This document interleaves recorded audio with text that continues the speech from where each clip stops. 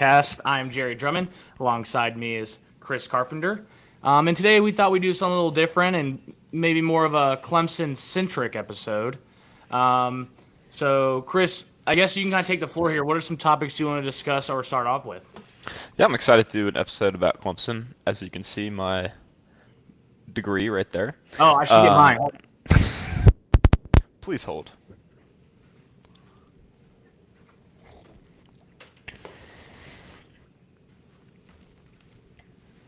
Nice. Here, I'll show another one too.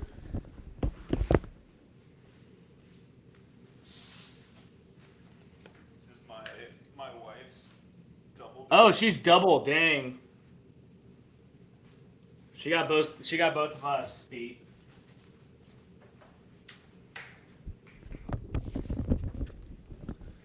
So as you can tell, we are far represented when it comes to Clemson University. But yeah, I'm excited to talk about the Tigers today. Um, Overall, season not met expectations that I don't think anyone had. Not even just Clemson fans, but the national media as well. I think a lot of people expected Clemson to be kind of back to where we were back in like 2016 to kind of tail into 2020. Of we've got the people that we've recruited, developed all the way up. Mix in a little modern flair with a portal, bringing in key pieces from where we were lacking last year. That did not happen off the gate, but I think that you've seen improvement. It's just a little bit of a frustrating season. Very high level theme here of like some of the problems that you almost were promised to be fixed in the tail end of the 2023 and the 2024 season weren't necessarily fixed off the gate. I think there's been more guardrails put in place to fix that, whether it be play calling, defensive scheme, defensive ownership, but still some areas of opportunity in the beginning of the season. So I'm interested to see as we finish out the year, about halfway in at this point, where we will end up as a team.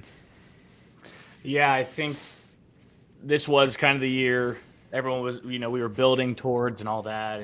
And it's hard with a third-year quarterback, former five-star, and we come off the gate just offense looks good the last couple games, but we'll see this week.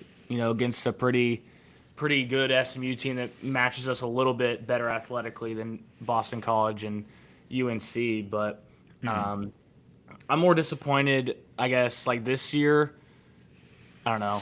I think the defense is playing better. It's just there's still I don't know. I know it's a new defensive coordinator with Tom Allen, and I love that he's on the field. I think that was a good move by him to go back Yeah, or go on the field. And yeah. um, I thank you, think Juju, for the comment. Thank you. yes, thank you, Juju. I think it was interesting that he ever decided to go in the box. Like I know reading the literature in the offseason, it was a decision that he made in the year before when he was at Penn State. But it just felt like with the way the defense performed last year, we needed a defensive coordinator, not even to necessarily like be a master of scheme, but to be a motivator. Because you looked at some of the performances, specifically South Carolina, Texas. Um, what was another awful one? Even SMU, Louisville. like Louisville's prime example, where there's no passion. They're not making any open field tackles. You have two or three guys trapping a guy off the edge, and then he breaks free for 20 yards. And we've seen less of that.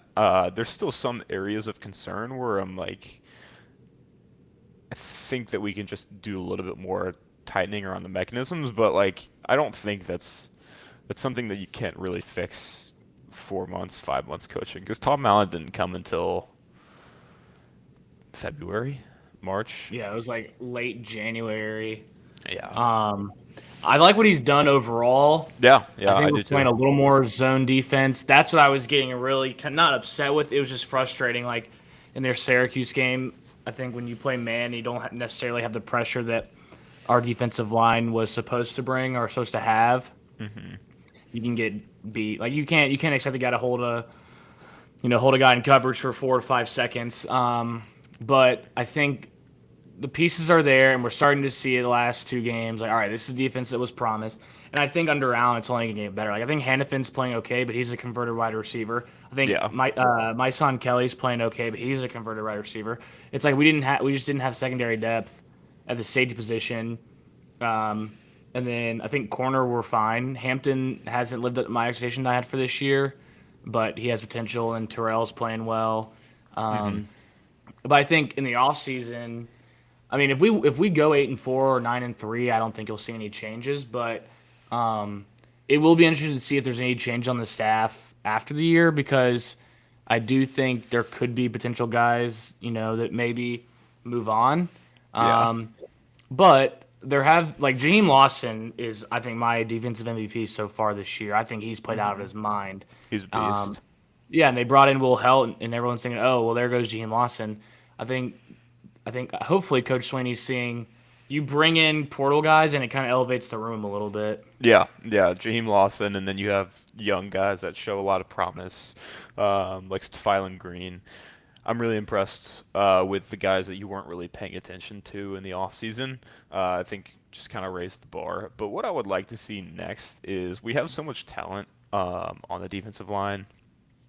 I'm kind of surprised we haven't seen more diversity on like the front. We've really only seen 4-2-5, and I get it works with Mhm. the personnel, but I think like when you have a guy like Stephylon Green or Jaheim Lawson, you'd almost be selling your defense short of what's potential if you at least didn't throw that in every now and then of like a 5-2-4 or something like that. I don't know. Yeah, we I, our I, I new don't third want to go to down package. yeah, go ahead. Oh, sorry, our new third down package. We have Jaheim Lawson playing a 3 tech, and they Yeah. dropped Will Helt, and that was sick. But yeah, I would like. I think we could go beefier if we need to. You could slide out Peter Woods if you need to end. Maybe Hmm. against. I'm trying to think of power running teams on our schedule. I don't. I mean, I don't know. Louisville might show something like it. Maybe I. South Carolina really hasn't got anything going. Their offensive line's not that good. No, they Um, fired their O-line coach over the yeah, weekend. yeah. But I like what we got in Green, and he'll come back. I like Amari Adams, a freshman. I Hmm. like Vic Burley if he can make. I mean, we haven't really seen too much of him, but he's made progression. I think. I mean, Pilu's gone. Yeah. Um, but another freshman lineman, I guess, but on the offense side, Braden Jacobs, I think, is a star in the making. I think he's probably going to be the best offensive lineman we've ever had. Hmm. Yeah, I think so too. It's good to see. It's refreshing to see guys like that who come in loyal from day one, and then really like you can see the tangible development, especially in the offensive line. I feel like offensive line throughout the last decade has been kind of one of Clemson's not the biggest opportunities, but kind of unsung. Like you look at programs like Notre Dame, Michigan, it's like this is like top tier offensive line play, and it's kind of surprising that we haven't had many like really blue chip guys on the offensive line go and succeed on Sundays. So I think that we're trending in that direction, which is exciting. I think it'll take a long time. Like Andy and Ari always say, it takes 3 years to build a sufficient offensive line. I think you're still seeing some growing pains there, but I'm very impressed with Matt Luke on the recruiting front and development side as well. Yeah, recruiting front, I think we're good. We're set for this class. I like Elijah Thurman. He's been hurt a little bit. That was kind of Thomas Austin's like last get when he was the offense line coach. And I think, next year you'll have more of Matt Luke will have more of a blueprint of his offensive line because he He'll didn't have his get. guys, yeah. He'll have his guys. Yeah, like Miller's good, Lee's fine, but like those guys were Thomas Austin's guys, and maybe even Robbie Caldwell. Now Luke's gonna have his guys. Um, I think next year center's going to be an upgrade. I like Linthicum. He's just short arms, and that's just Yeah. not very advantageous at that position. Yeah, yeah, he's good. I'm happy and proud to see the development he's made because I'll be honest, I didn't think he was ever going to see the field No, he's like definitely 3 or 4 years ago. outplayed expectations. Yeah. Um, I like our tight end room a lot. I think next year or even from the future, like Josh Sapp made a big play Hmm. Saturday. Bedinker had a great day against North Carolina. Yeah. Um, And also Pat Henry's kind of outside of the catch against LSU. I'm trying to really think. He's kind of been quiet. So, but I mean, you got three tight ends that are serviceable and two of them that are pretty good. And then uh, would love to see Gideon Davidson get some more carries. I don't know about this week because I think it's gonna be a close game. I think we're favored by 10 points. Let me check the line. I will I say, while I'm pulling it up, I've been very impressed with Keith Adams Jr. I don't know if he's Yeah, I going just to wish we'd get be. him more run. Yeah, like it's hard to know if he's even going to be a guy who you can really like depend upon when the time gets like real. But he's looked good. I know it's been garbage time a lot of the times that he's gotten on the field, but he's looked solid. Um, Yeah, I think he Clemson. had 49 yards in that final drive. I know he ran the ball pretty well. Um, couldn't really get Randall going, but Randall, I didn't think he was going to play bad or be bad this year. Mm-hmm. He's outplayed my expectations. I He's didn't really think good. how powerful he was going to be. Like, yeah, he's a bigger dude, but he doesn't shy away from contact.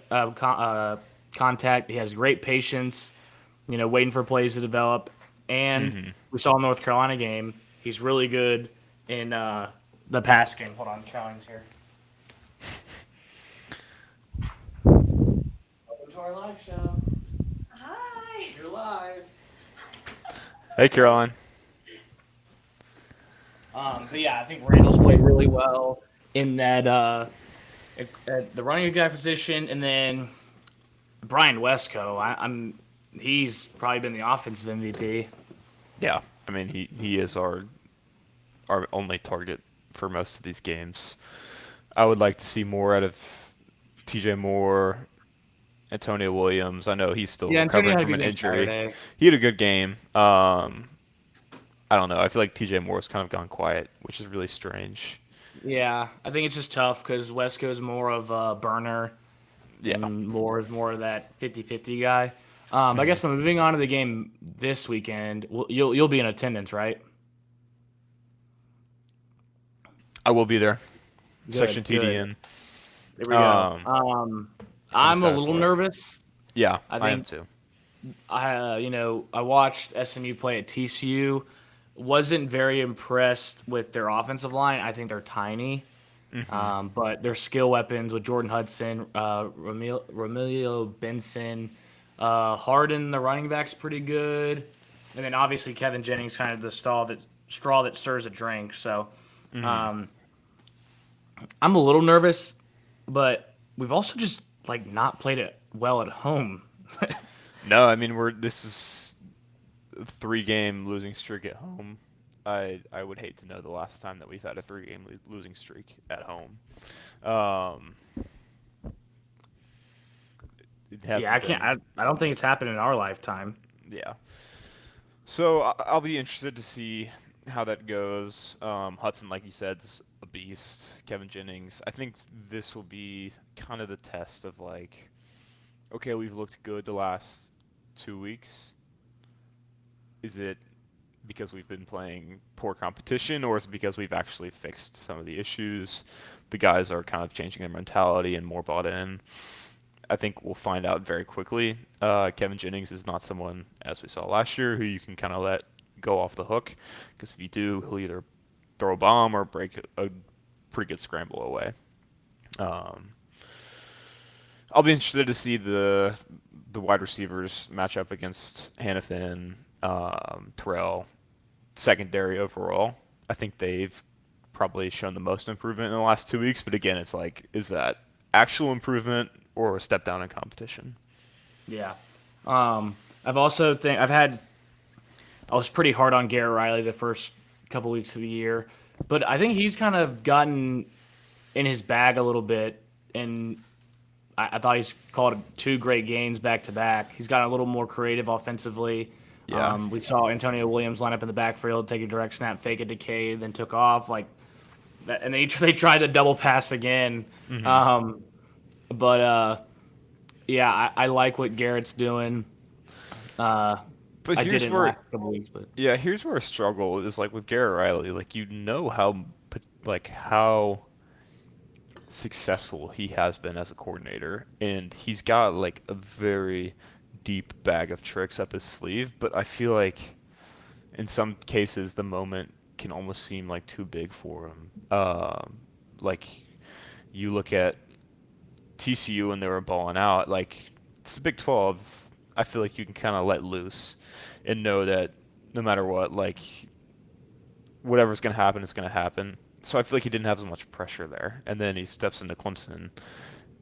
Georgia game in 2024 was a mess. And then LSU game, it's kind of like, what are we doing here? Like, we run the ball twice in the second half after we had somewhat moderate success. I think he's just like a little bit of a slow starter when it comes to big games and or the season as a whole. But I think he has a lot of potential. I don't know what he needs to do to continue that momentum, but I hope it stays. We'll see. Yeah, I think he needs to get. I think next year we'll kind of see because he didn't recruit Cade. Yeah. So I think once he kind of gets, I mean, I don't even know who the guy's going to be next year, but if it's a portal guy, if it's someone already on the roster, I don't think it's going to be Vizina.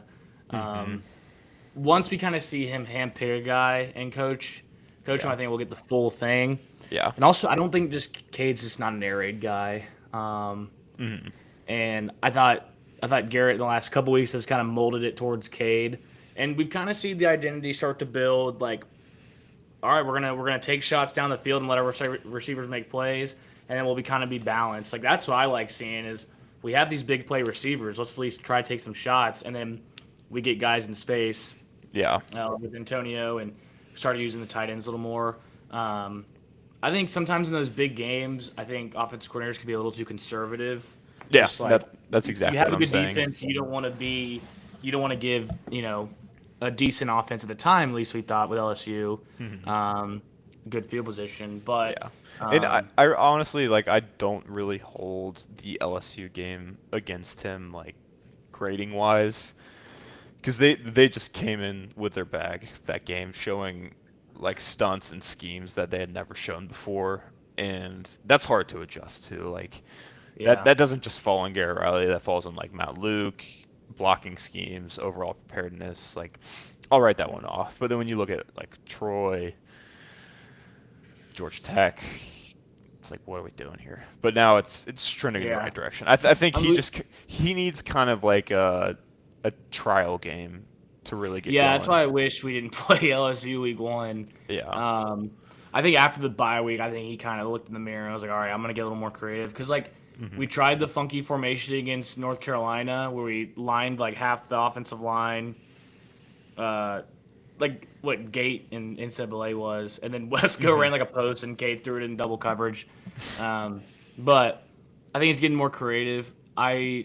He's gotten more creative in the run game. Obviously, guard tackle counter is always going to be a thing with him, but I like what he's doing, and I think we're gonna have to score a lot of points against SMU because in college football nowadays, you're gonna give up points. It's can you force turnovers? And I think maybe this is a game Tom Allen we can get maybe 2 turnovers.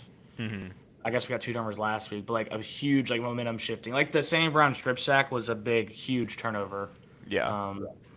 The Ricardo Jones one didn't really matter. But yeah. That's the biggest difference, I would say. I feel I know the defense has been a lot more consistent, but one thing that we were excellent in last year is forcing turnovers. TJ Parker was always due for a strip sack, or you could count on RJ Mickens to get an interception in any game. And then this year, I feel it's kind of been more of just forcing the turnover on downs, which I'm fine with. If we can hold guys and keep them accountable on offense, let's do it. But to really win games consistently, you need to have that X factor of, can we turn the ball over? Yeah, against LSU, we got the 2 big turnovers. Just really couldn't pull the game away. Yeah. So I think that's what, when Sweeney was talking about complementary football, I think that was a piece he was talking about. It's your defense is playing so well, you got to eventually, take advantage of what, the prime field position we were getting. But I guess looking on to next year with Klubnik leaving, do you think the starting quarterback's on the roster, or do you think it's a portal guy? I don't. See, it's interesting because you read a lot of like really positive things about Chris Stinson, but I don't think that he's on necessarily the timeline that we need for 2026. I think maybe he could develop into a guy in like 2027, 2028 if he stays with the team. Vizina's not him. He's just not. Like, and that's the most frustrating part is because he's been given so many opportunities to at least just show something in garbage time, and it looks like he's a deer in headlights every time. And it's Yeah. there. This is not just like a quick decision, like recency bias. Like this has been the case for 3 years now at this point. Like he's had the opportunity to show something, anything, and he hasn't. And it's looked like he just doesn't know.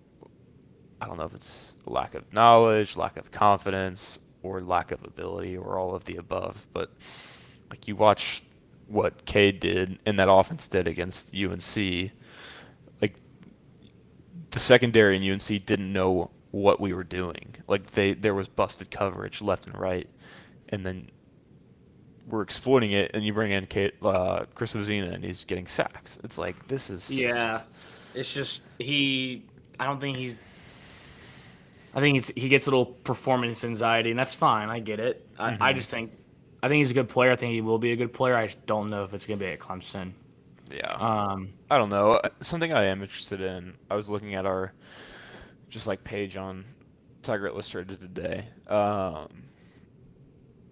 What about Tate Reynolds? Like, I know it's never a good strategy to count on a freshman coming in, and like we could say all this and he may get drafted to go to the MLB.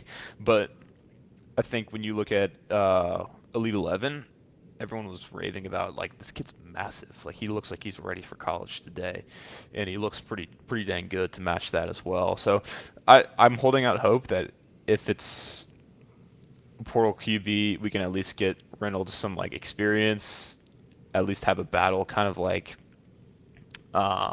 Alabama and Ohio State did. Obviously, they had their guys the entire way along, but give kind of the up and coming guy some real experience and give him that confidence to show like, hey, you can develop here. I think that would be good.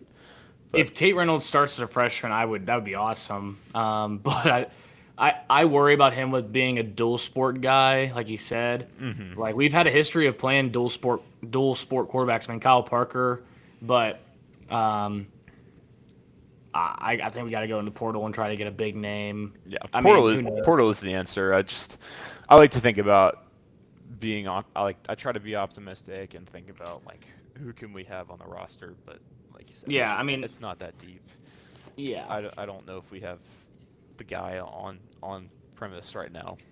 So we'll see. Portal Um, wise, who are some names that you think would interest you? Drew Mestamaker at North Texas. Yeah. I don't know. I mean, I guess you could say DJ Lagway, but I don't know if Clemson would be willing to pay a bag like that to get a kid. Like that's if I mean Napier's got to get fired, right? I mean, we've He's been gone doing this song and after. dance. Yeah. Um, He's I gone would at the I would bye. love Maker North Texas. I got to see him play live. He didn't have his best game. He threw 3 picks, but like you can see the arm talent. You can see the mobility. He looks like a Power Five quarterback. I mean, he's tall. He's got a good length to him. But I guess I don't know. It kind of just depends. But moving on, I guess to like more national news. I guess we haven't really had to hear your take about James Franklin um, getting canned. Yeah, I mean that was crazy. I'll be honest, like it was a crazy turn of events. I'm sure as it was for everybody, for me. Um, so I'm yeah like at home watching the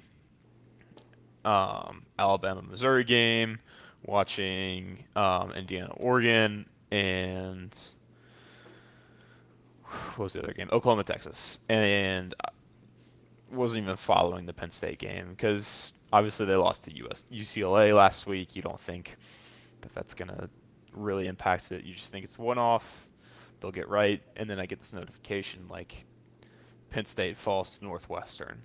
And I just like jaw drops. Like you can't be serious right now. Like Penn State just lost to Northwestern. When was the last time Northwestern was relevant? Like 10 years ago, 11 years ago, 12 years ago. Outside of COVID, Yeah, COVID year.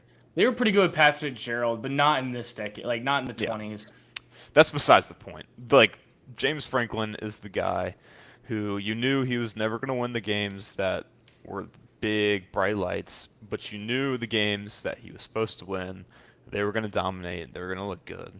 And I think that's really what sparked this whole thing of like we have this guy, he's not necessarily moving up into the right of the direction that we want. Got to the playoff last year, but overall we can't beat Ohio State, can't beat Michigan at their best.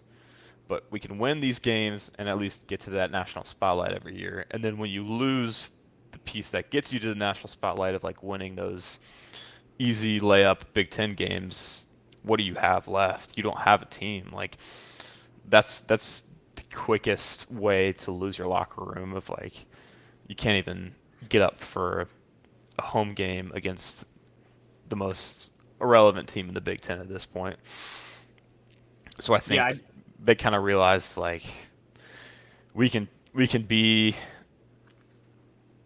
PR and try to keep this guy around for the end of the year and then cut ties, but like at that point we're risking recruits, we're risking donations, NIL, rev share, all of that, and since that's like really what moves the cog these days, they decided it was time to cut ties, and I get it. Like I think with that you'll also see a lot of pressure on guys that were on the hot seat that we've been talking about for 3-4 months at this point. But it was crazy. I didn't expect it. I really didn't. I didn't think that they were going to do it, but they did. yeah. I think I'm kind of in the middle. Like I understand why they did, but then again, I don't. Like, yeah, you had a bad year, but I was listening to Josh Pate's show. He made a good point. I don't normally agree with him, but teams and athletic departments are gonna have to bake in a bottom, like a barrel falls out season now because like if you have Penn State, like you said, national championship aspirations, they lose, they get knocked out, and then like yeah, like all these guys came back, like what do I have to play for anymore? Um, I think firing Franklin, like I understand, but it's like this guy was a consistent winner and brought your program back from the depths of hell after the Sandusky stuff. Hmm. And I think the next guy, whoever it is it Matt Rule? Is it Matt Campbell? Is it Eli Drinkowitz? Like you're facing immediate pressure if you don't go 10-2. Like you have to win immediately. Yeah. I think it's really just like they saw or they see other programs. I don't know this. I'm just speculating, but like you see other programs like Florida, like Wisconsin, like Arkansas where they try and give the coach every benefit of the doubt. And what has it paid them? Nothing. Like you think every time you get momentum, you win the game you're not supposed to. Okay, maybe this guy is it. He just needs more time, and then it's the same thing next season. So I think they kind of maybe thought they were seeing writing on the wall and didn't want to turn this into like a 3-year, 4-year situation where you're waiting for him to show you something. He never does. At that point, you've lost interest of your donors. You can't get the guys that you want in the portal. You can't get the recruits you want because Ohio State's offering the same money that you are and a national championship aspiration with legit like titles to back it up. You can't compete with that eventually. Like the well dries out. So I think they kind of just were fearful of what they've seen in years past, like with the Sandusky things, like you talked about, and didn't want a repeat of that. I think they want to win now, but I don't know. Like, it's not going to happen this year. It's not going to happen next year. Maybe they thought that if we just cut ties now, we can increase that likelihood in 3-4 years. Yeah, I think um, they saw what Kirk Cinetti was doing in Indiana, Yeah. and like Kirk Cinetti is a first-year head coach's worst nightmare because he went in there and won right away. And you see Hmm. a lot of these coaches be like, "Well, I need 3 to 4 years to get guys in." Hmm. I Kirk need more. Cinetti, Yeah. Kirk Cinetti's a top 5 coach, top 7 coach right now, and I don't think anyone. I didn't know who he was until 2023. Yeah, and Like, he's a I winner. I thought that I wasn't fully confident in him until last week. Honestly, like it's impressive to be able to turn a garbage program like Indiana into a playoff team like he did last year. But then you kind of think like, well, was it the schedule? Was it the guys that they brought in?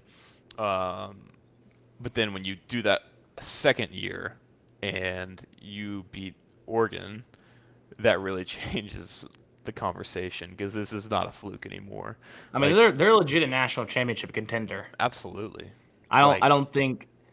But I mean, shoot, I said the same thing. I thought was going to blow them out.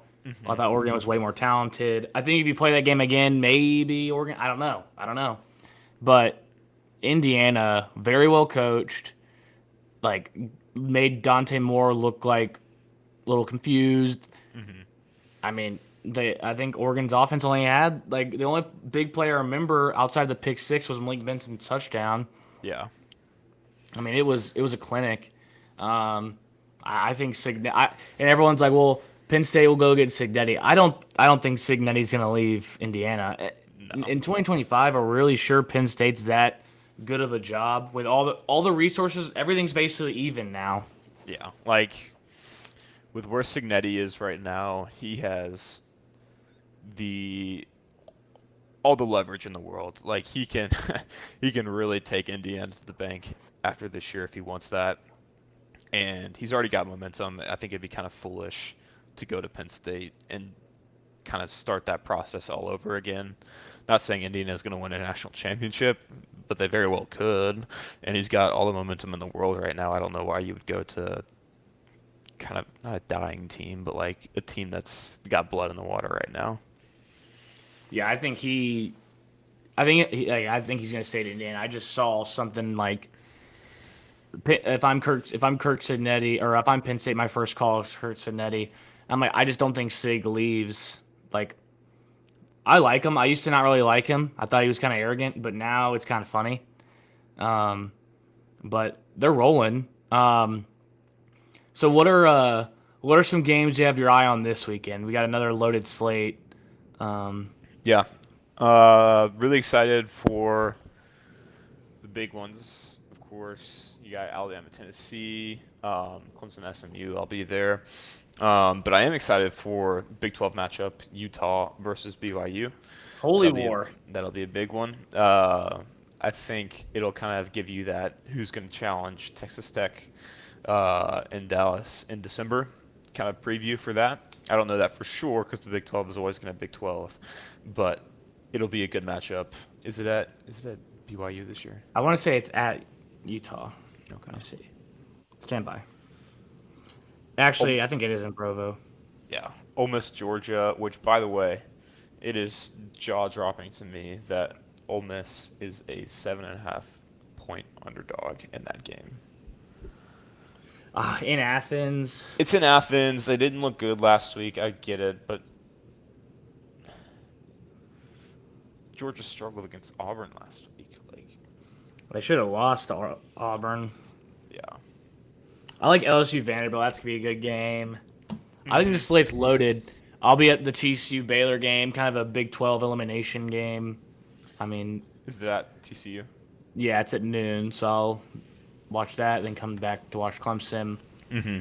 Baylor's still alive. They only have that one conference loss and a field goal away from being undefeated in the league. So Yeah. it should be it should be a high scoring game. Mm-hmm. And then I mean I don't really know if there's a team. I think the only team that maybe could beat Texas is a team they've already played in Utah. The only team you think can beat Texas Tech is Utah. Yeah, I know they just played. I don't know who Yeah. lines up with Texas Tech across the line of scrimmage as well. I mean, I think Arizona State plays them next week. Or no, maybe it's this week. Stand by. They do. It's this week, but Oh my gosh, what time? um, I want to say it's 3:30. Sam Levitt is day to day, from what I've heard, though. So Oh my gosh, it's a 3. Perfect. yeah. That we'll learn a lot. But Sam Levitt might not play. So if I that's think they the held case- them last week just to play. I think they'll play. Did they win last week? I can't remember. No, they Or got did lose? killed. Who'd they play? Utah. Oh man, yeah, they did. So but they only have at this point they have one conference loss or Yeah, two? they have one loss. Okay. So yeah, if they play Levitt, that game could be really good, and it's at Tempe. So No, this slate is loaded. I'm super excited. Once conference play starts, it's like every week's a banger. yeah, I'm excited for it. I don't know what to think about the LSU Vanderbilt game though. I think LSU's kind of in like a show me mode right now. Of your offense has been really stagnant the last 2 or 3 weeks. Like they had no excuse for that South Carolina game. They won, but they should have dominated that game with how. Yeah, I think Nussmeier's dealing with something. I mean, we know he's somewhat hurt. I'm gonna take Vandy, and I'll Yeah. probably take the under. I like LSU's defense a lot, but it's like I know they beat Alabama last year, but like this is probably Vandy's biggest home game in terms of like actual expectations. Yeah. Take a guess here, kind of out of left field. What do you think the total is, if you don't know already, for Penn State versus Iowa? Oh, Andy and Ari were talking about it today. Is it lower or higher than 40? 39.5. I'm oh gosh. I may have to take that. It's actually gone up. I think it opened at 37.5. Jeez. Yeah, that I don't know. Yeah. I There's some, did well last week, my unders. Yeah. No, there's some good, like, kind of in between the lines games. Missouri Auburn, that'll be a pretty decent one, I think. USC Notre Dame, that's a big one. I'm probably gonna take USC plus 9.5. 9? 9 Oh, they're starting running backs out for the year. Still. Yeah, 9's a lot. They've got some freaks. Is that in South Bend or in? It's in South Bend. Pittsburgh, Syracuse. Pitt should win, but I could see some dome shenanigans happening there. Georgia State, Georgia Southern. Dude, Texas State plays Marshall this week. Dang, Bobcats. Marshall had a big win last week. Who did we beat? They killed ODU, and ODU's like the Sun Belt favorite. That's kind of crazy. They literally lost their whole team to the portal last year. They had 70 Yeah. people transfer out. Tony Gibson, the old NC State DC. Yeah. Marshall is in third right now. Oh, they still do divisions. LOL. I love that. Okay. Something that we do need to address is there was a video that was posted on the TikTok Yes. that has received some pushback. Yeah.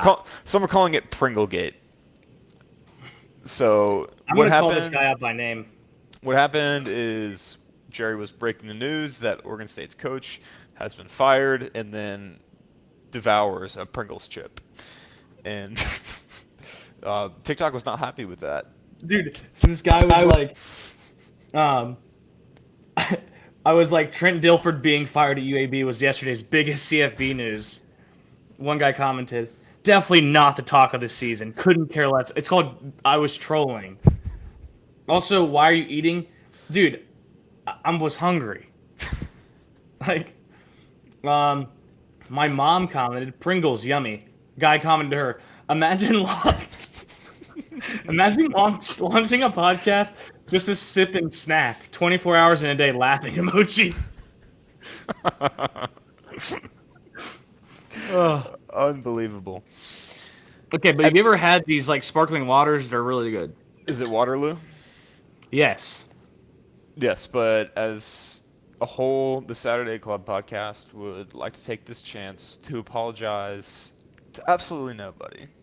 Yeah, we're not owned by a big corporation. We can do whatever we want. I deleted some comments. I not his. I commented back to him. I was like, I'm gonna delete it. Thank you for the engagement. Yeah, thanks for the engagement, you coward.